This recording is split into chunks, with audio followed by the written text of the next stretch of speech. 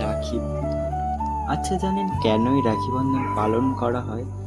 কারণ এটি একটি হিন্দু উৎসব যা ভাই ও বোনের মধ্যে ভালোবাসা ও সুরক্ষার বন্ধনকে উদযাপন করার জন্য পালন করা হয়।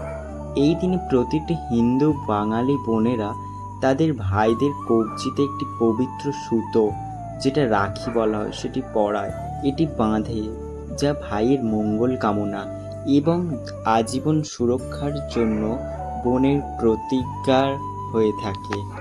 বর্তমানে এই উৎসবটি ভারতবর্ষে এবং এছাড়াও বিশ্বের বিভিন্ন দেশে পালিত হয়ে চলেছে। এর ইতিহাস সম্বন্ধে প্রথমে এই আইন কার্যকরী হয় 16ই অক্টোবর 1905 সালে। শ্রাবণ মাসে সাধারণত এই দিনটি পালন করা হয়। সালটা ছিল 1905। তখন বঙ্গভঙ্গ বিরোধী আন্দোলনের সময় হিন্দু ও মুসলমানের প্রতি যে বিরূপ দেখা গিয়েছিল সেটি বন্ধ করা বা রোধ করার জন্য রবীন্দ্রনাথ ঠাকুর এই রাখি বন্ধন উৎসবটি প্রায় প্রচলন করেন বলা চলে। শোনা যায় এই রাখি বন্ধন উৎসব চালু করার পিছনে নির্দিষ্ট কোনো একক ব্যক্তির নাম নেই, তবে এই উৎসবের প্রচলনে রবীন্দ্রনাথ ঠাকুরের ভূমিকাই ছিল বিশেষ। সেই যুদ্ধ আন্দোলন চলাকালীন সকলের মধ্যে ভ্রাতৃত্ববোধ জাগিয়ে তোলার জন্য এই উৎসবকে উৎসাহিত করেন এবং তারপর থেকেই এই দিবসটি পালিত হয়ে আসছে বছরের পর বছর ধরে।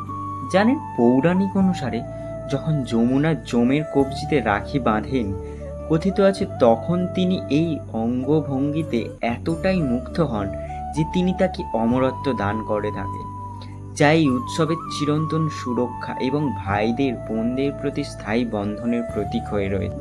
এই রাখি বন্ধন শব্দটি মূল সংস্কৃত থেকে অনুবাদ করা হয়েছে, জানেন, যার অর্থ হচ্ছে রক্ষার বন্ধন।